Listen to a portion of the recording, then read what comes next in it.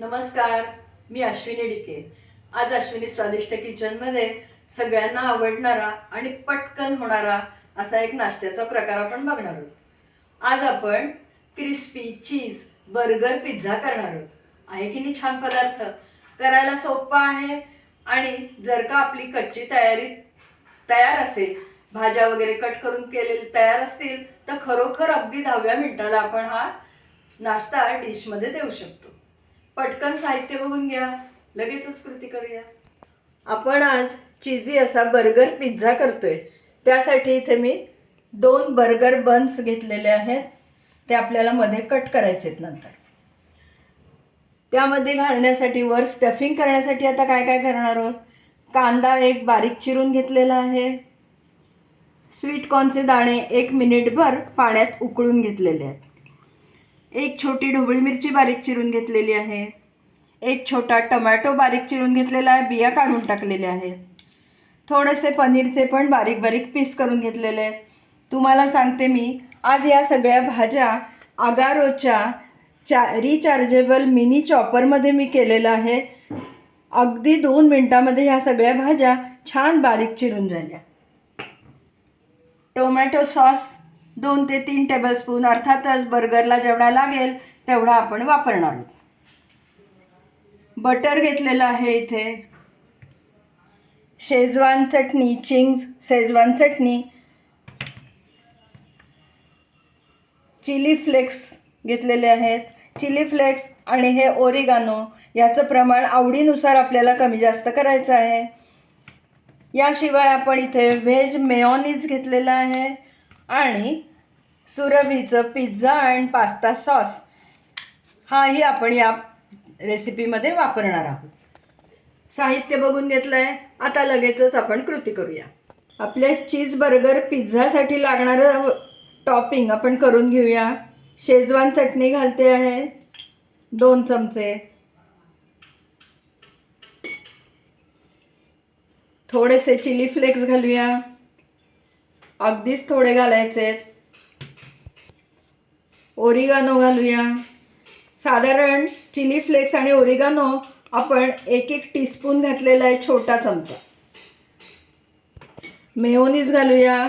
Mayonnaise आणि pizza sauce जो आपण घालणार आहोत ते आपल्या आवडीनुसार घालायचं आहे।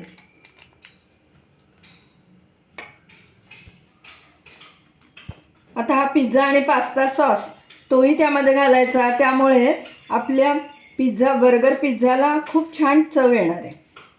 आता हे पहिल्यांदा आपण सगळं छान मिक्स करून घेऊया आणि नंतर त्यामध्ये सगळ्या चिरलेल्या भाज्या घालायच्या।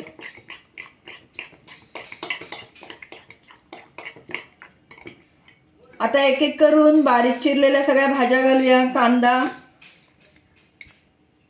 स्वीट कॉर्नचे दाणे, ढोबळी मिरची, टोमॅटो मिक्स करते आणि नंतर पनीरचे पीस घालूया। काय सुंदर दिसतंय ना, चवही अप्रतिम। आता हे पनीरचे छोटे छोटे पीस घालते। खूप मोठे पीस मी मुद्दाम केलेले नाही आहेत।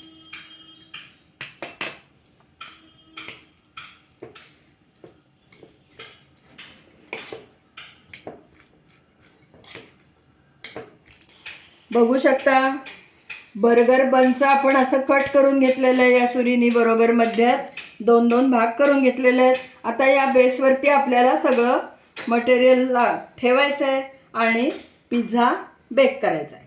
आपण बर्गर बन मधोमध 2 पीस कट करून घेतलेला आहे आणि आता त्याच्यावर आपण तयार केलेलं टॉपिंग घालणार आहोत। पण त्यासाठी पहिल्यांदा आपण त्याला बटर लावणार, नंतर सॉस लावणार आणि त्यानंतर टॉपिंग घालून त्याच्यावरती आपण हे मोझेरेला चीजही घालणार आहोत।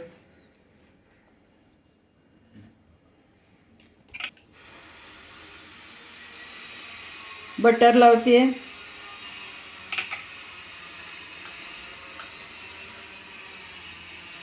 सॉस लावून घेऊया। आता हे टॉपिंग जे आपण तयार केलं आहे ते पण घालूया।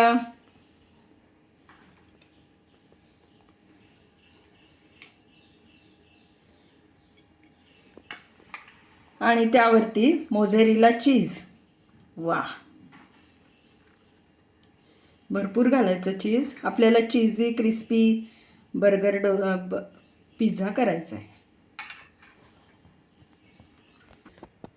पॅन गरम करायला ठेवलं होतं, थोडंसं बटर खाली घालते आहे म्हणजे क्रिस्पी होईल छान आपला पिझ्झा. त्यावर हे ठेवूया आणि वरून झाकण ठेवूया.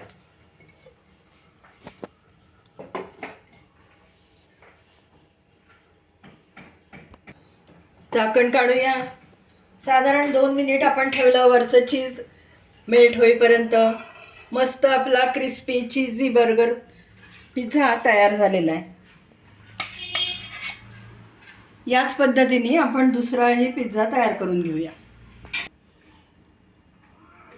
बटर लावून घेतल्यानंतर सॉस लावतीये. त्यानंतर आपण त्याच्यावर टॉपिंग तयार केलं ते घालते. मगाशी मी तुम्हाला एक गोष्ट सांगायची राहिले, टॉपिंगमध्ये पण मी थोडंसं मोझेरिला चीज घातलेलं आहे, त्यामुळे आतल्या बाजूनी पण ते छान चीजी होतं.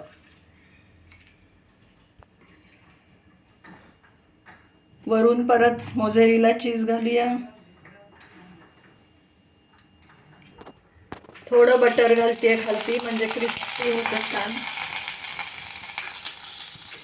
गॅसची फ्लेम लो ठेवलेली आहे कारण आता आपला पॅन चांगला तापलेला आहे. पुन्हा झाकण ठेवूया.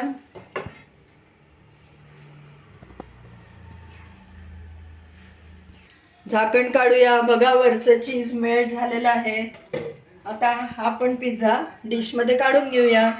मस्त क्रिस्पी आणि चीजी पिझ्झा आपला तयार झालेला आहे, बर्गर पिझ्झा.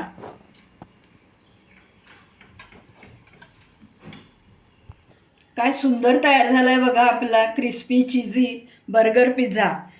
आहे की नाही एकदम सुंदर, आणि तितकाच तो टेस्टी पण आहे. आणि किती कमी वेळात झाला बघितलात ना तुम्ही. आपल्याला बेक करायला फार तर फार 2 मिनटं लागतात. त्यामुळे अगदी कच्ची तयारी जर असेल तर तुम्ही खरोखर 10व्या मिनिटाला बर्गर पिझ्झा लोकांना खायला देऊ शकता. तुम्हाला जर आजचा बर्गर पिझ्झाचा व्हिडिओ आवडला असला, ही रेसिपी आवडली असली तर पटकन व्हिडिओला लाईक करा आणि लिंक जास्तीत जास्त लोकांमध्ये शेअर करा. माझ्या चॅनलला अजूनपर्यंत सबस्क्राईब केलं नसेल तर सबस्क्राईब पण करा आणि तेव्हा शेजारचं बेल आयकॉनही दाबायला विसरू नका, म्हणजे वेळोवेळी पाठवलेली नोटिफिकेशन्स तुमच्यापर्यंत लगेच पोचतील.